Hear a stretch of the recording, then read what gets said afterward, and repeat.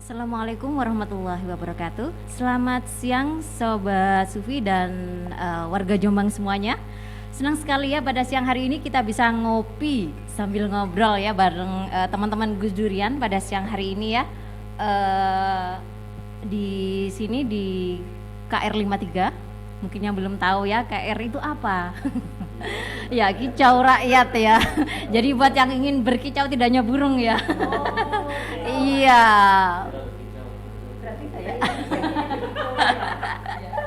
Ya, kali ini kita akan ngobrol-ngobrol masih kemarin ya ada peristiwa yang cukup kita sesali atau yang seharusnya tidak terjadi ya, tapi itu terjadi tentang bom bunuh diri ya yang ada di Gereja Katedral yang ada di Makassar ya, Sulawesi Selatan kemarin.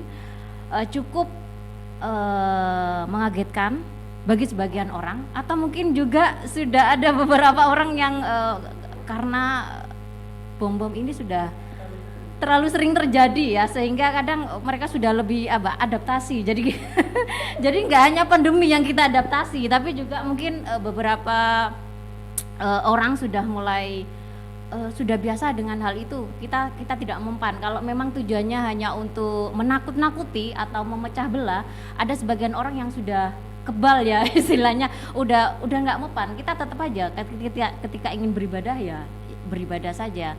Nah, bagaimana dengan teman-teman tadi ini yang sudah hari ini melakukan atau mengadakan acara, kita bilang apa ini, refleksi ya, sekaligus ritual ya.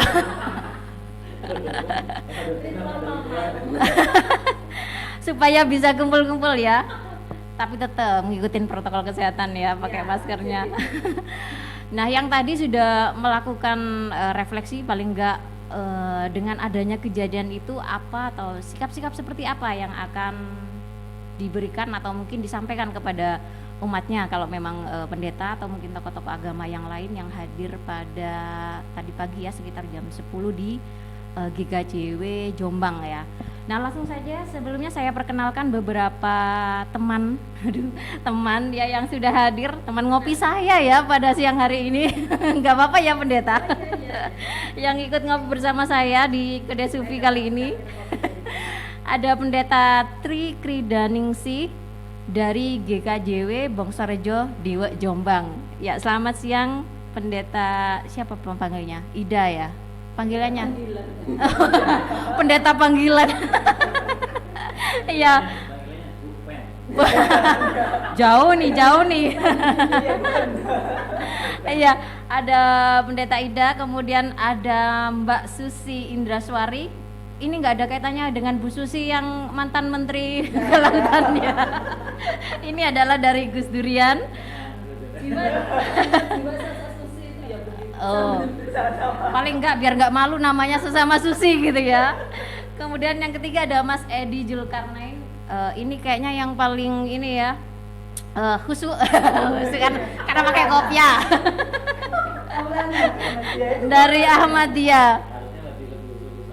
Oh, kezaan. Wah. Pakai sarung lagi. Itu paket komplit kalau itu ya. Ya, mungkin sebelumnya saya akan ke Mbak Susi ya yang merupakan salah satu panitia mungkin acara pada pagi hari ini. Paling enggak tujuan dari diadakannya acara tadi siang ini untuk adanya kejadian bom bunuh diri apa sebenarnya tujuan dari refleksi pada pagi hari ini? Terima kasih Mbak Nur atas waktu dan diberi kesempatan untuk ngisi podcast di Kedai Sufi KR 53 ya.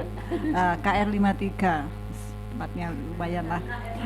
Ya sambil ngopi-ngopi, kita ini ada kopi ini. Terima kasih kopinya juga.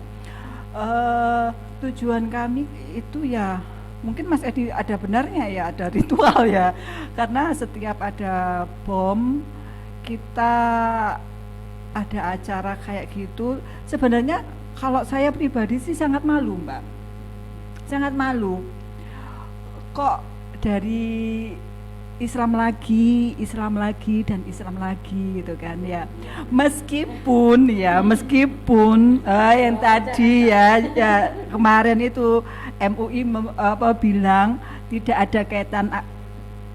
ada kaitan sama sekali dengan agama itu. Padahal kenapa sih kita nggak mau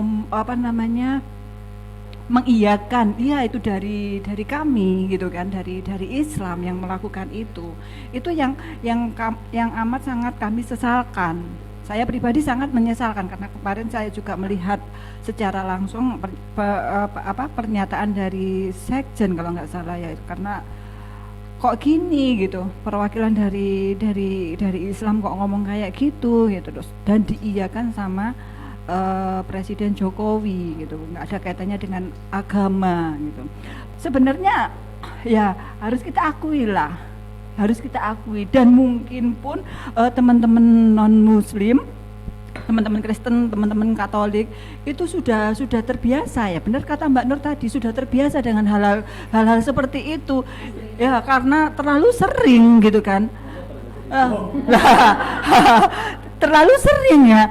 Kalau kemarin kita difokuskan pada pengeboman di Jawa, entah itu di Jawa Timur, entah itu di Jawa Barat, entah itu di Jawa Tengah ataupun DKI. Sekarang sudah petanya bergeser lagi ke luar Jawa, ya, keluar Jawa. Akhirnya Makassar yang dibom. Padahal sebelum itu sudah ada 20 orang teroris di Makassar ditangkap. Sebelum bom itu meledak itu Densus 88. Iya, 22 kalau nggak salah, Mojokerto sama Kediri. Ya, Mojokerto, Kediri, Sidoarjo yang sudah ketangkap 22. Tapi sebelumnya di Makassar juga ada 20. Saya membaca kemarin itu 20 Densus menangkap 20 orang yang ditengarai sebagai teroris gitu. Itu. Tapi Mbak, kalau saya pribadi, ini bukan hanya tugas Densus 88, ini bukan hanya tugas dari BNPT, ini tugas kita bersama. Setiap kabupaten kota di seluruh Indonesia mempunyai tugas yang sama untuk memerangi ini, gitu. Nggak bisa kita polisi atau tentara aja yang menggerak, yang bergerak itu nggak bisa, karena diakui atau tidak, ajaran radikal ini sudah dimulai dari pendidikan. Saya 2016 atau 17 itu sudah ngomong ke beberapa teman, termasuk ketua Ansor Jombang, ayolah kita bergerak, ayo kita bergerak sebagai masyarakat sosial ini ya. Itu kita harus bergerak, mana yang tugas porsi kita, mana yang porsinya aparat itu, terutama di sekolahan ini yang harus ini. Karena apa? Di ekstrakurikuler rohis itulah sarang munculnya radikal, itu bukan di pelajaran agamanya, di ekstranya itu. Sekarang kalau dulu saya ngomong itu masih di kalangan SMA, tapi sekarang itu sudah mulai kalau kita mau mengakui di SD itu sudah muncul bibit-bibit seperti itu, karena pimpinannya yang radikal ini sudah punya uang, sudah punya jaringan, sehingga dia mendirikan yang namanya SD itu. Tuh. Kalau dari ini Pendeta Ida sendiri, Rida ya. Kan makanya tadi kita satu grup ini ya. Bukan. Ini kalau pendeta sendiri ketika pertama kali tahu kejadian ledakan semalam itu pagi, Mbak. Iya, pagi ya. Mungkin tahunya malam. Atau pertama kali dengar apa yang terbesit atau gimana perasaannya? Yang enggak, Mas.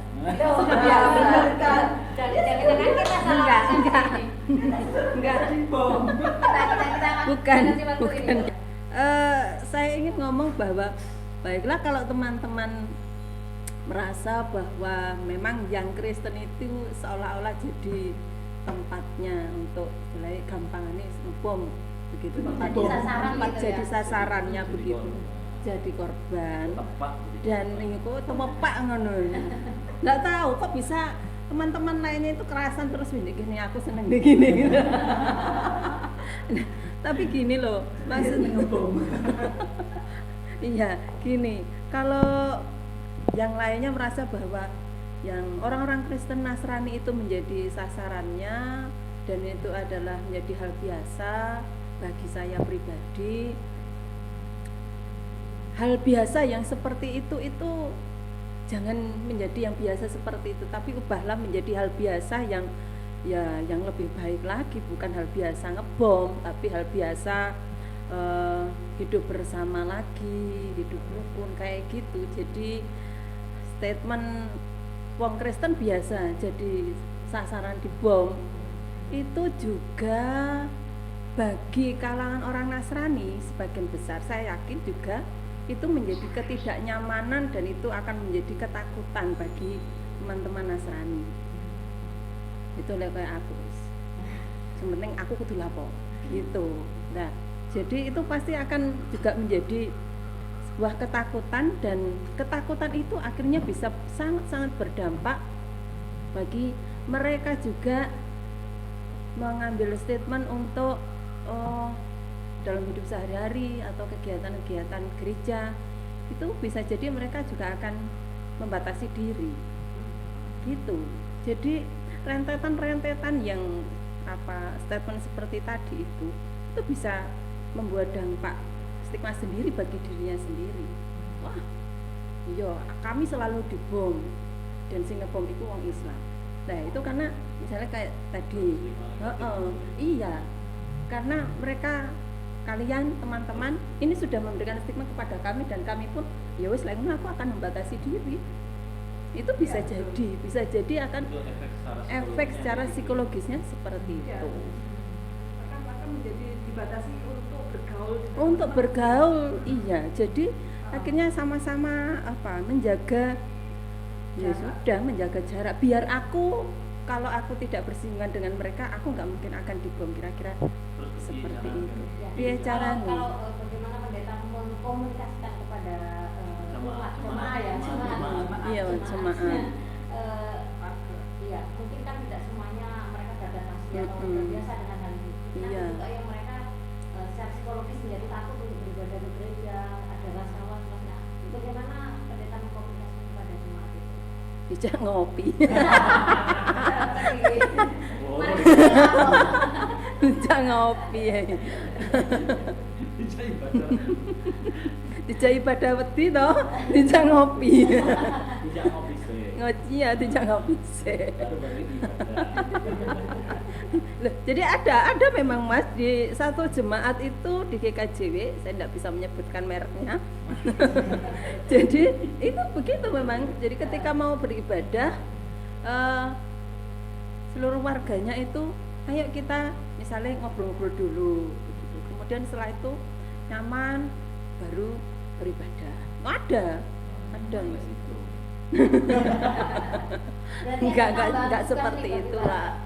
Pendeta untuk kemudian menenangkan atau Ada PR baru. iya, menambah PR baru ya. Jadi konseling. Sing biyane PR akeh durung lakon. Enggak. kerjaan Kalau kami kan selalu menanamkan bahwa rasa mencintai pertama mengasihi itu adalah sebagai dasar. Mengasihi, mengampuni itu adalah sebagai dasar. Mengasihi itu memang tidak bisa dipisahkan dengan mengampuni, Mbak. Kalau bagi kami ajaran kami, seperti tadi yang disampaikan salah satu pendeta, bahkan ketika ditampar pipi kiri, ya kanan ini berikan. Tapi bukan berarti kemudian ya wis lek saiki ket biyen dibom, ya wis gereja kowe dibom gitu, tentu ndak. Nah, artinya dari peristiwa-peristiwa seperti ini kami akan selalu menekankan kepada warga satu untuk pertama pasti tidak membenci saudara-saudara yang memang KTP-nya adalah Muslim, tidak membenci dan tidak memberikan statement bahwa sing ngebom iku wong Islam. Ya itu kan kalau bagi saya ya memang itu memang pas KTP ini Islam dan yang punya ajaran radikal, tetapi bahwa buktinya kita dalam hidup sehari-hari itu sebenarnya hidup dengan berdampingan dengan yang beda-beda agama dan mereka tidak radikal toh gitu. Artinya nggak bisa kemudian dipukul rata statement itu bahwa wong Islam kabeh itu berarti radikal juga tidak boleh seperti itu. Jadi kita pasti memberikan statement ajaran istilahnya pengarahan kepada warga jemaat juga seperti itu, dan itu juga tidak mudah seperti itu, apalagi misalkan yang mungkin pernah tersakiti, dizolimi, wah risiko tambahan double tugas. Apa ya? Secara individu ini enggak, Bu. Berarti mungkin harus Secara menyelesaikan sendiri untuk tidak jadi gini, orang yang sudah selesai dengan dirinya sendiri itu pasti akan bisa berdamai dengan apapun yang ada di sekitarnya. Itu. Tapi kalau orang itu belum bisa berdamai dengan dirinya sendiri, dia akan agak sulit untuk menerima perbedaan. Bisa berdamai dengan orang lain. Tidak bisa berdamai dengan orang lain. Iya, iya. Kalau ini dari Mas Edi nih, teman-teman Ahmad ya, gimana menanggapi dengan kejadian itu, atau melihatnya dari sebenarnya apa masalahnya teman-teman kita yang melakukan Teman-teman di seberang sana, Mbak. iya, yang masih tega. Jadi kalau saya menyikapi, Mbak, sebenarnya apa yang kita lakukan hari ini tadi, seperti kita mengambil suatu sikap, pada prinsipnya sebenarnya seharusnya itu dilakukan oleh semua kalangan, melakukan hal yang demikian. Dan itu juga bentuk solidaritas kita juga untuk korban yang sedang terjadi. Toh sebenarnya Islam itu tidak ada prinsip kalau bukan Muslim tak benci deh. Sebenarnya nggak ada prinsip semacam itu. Hanya saja ada beberapa penafsiran sehingga menimbulkan stigma yang baik seperti itu. Oleh karena itu saya pribadi saya rasa dengan teman-teman Islam semuanya seharusnya menyikapinya demikian, harus menunjukkan sikap empati dengan korban juga. Kemudian kalau kita diam juga, misalnya kita diam lah dengan adanya situasi yang semacam ini, kita diam kan bisa diartikan juga. Artinya ya memang ada dua makna. Bisa dia diartikan sepaham, setuju dengan sikap yang terjadi ini. Kalau diam kan bisa juga diartikan memang tidak setuju. Tapi kan lebih cenderung nih kok kalau diam. Coba kalau ada teman dipukul kita diam, kan mengiyakan artinya. Oleh karena itu, iya. Walaupun sebenarnya dia tidak setuju, tapi kalau dia diam bisa diartikan memiliki pemahaman yang sama dengan orang yang melakukan tindakan semacam itu. Oleh karena itu mengapa sebenarnya Gus Durian ini menyontohkan suatu prinsip, kita harus bersuara untuk hal-hal yang demikian. Seperti kasus yang terjadi di 2000 yang di Surabaya 2018 ya. Iya, di gereja itu kan kita juga bersuara untuk itu. Itu bentuk solidaritas kita juga. Kemudian kita harus menyikapi bahwa kita juga kita tuh sebenarnya bersaudara loh dengan teman-teman yang berbeda keyakinan. Kemudian tadi kalau Mbak lihat di tulisan-tulisan itu bukan bentuk suatu pernyataan yang keras, Mbak ya. Karena memang kalau kita lakukan situasi yang semacam itu, dia melakukan pengeboman, lalu kita lakukan dengan tindakan kekerasan lagi, dengan sikap yang keras, yang bengis, justru akan melahirkan sikap lebih keras lagi di dalam menyikapi kita lagi, kan gitu jadinya. Kekerasan jangan dibalas dengan kekerasan. Tapi itu yang situasi terjadi dan sering terjadi di Indonesia. Nah, iya. Oleh karena itu kita awali tadi. Jadi sikap yang mereka lakukan harus kita menyikapinya dengan arif dan bijaksana. Sehingga ada suatu situasi di mana kita merangkul kan mereka juga korban sebenarnya, yang ngebom itu sebenarnya korban juga. yang kena bom juga itu korban juga. Oleh karena ini kita harus bisa menyikapi situasi-situasi yang semacam ini. Jadi bagaimana kita juga bisa menyadarkan pelaku bom tadi, maksudnya saudara-saudaranya ya. Kalau yang ngebom sudah sudah selesai kan. Nah, harus bisa sikap kita itu bentuk penyadaran untuk mereka, dan kita juga memberikan pernyataan sikap yang solidaritas juga dengan teman-teman yang dari Kristiani yang mendapatkan bom tadi. Tuh, menurut saya saatnya kita harus melakukan sikap seperti itu. Bukan hanya kita saja, sebenarnya lebih banyak lagi menyuarakan hal semacam itu, sehingga ya teman-teman dari Katolik, Kristiani itu memahami ini adalah ada kesalahan tersendiri di dalam memahami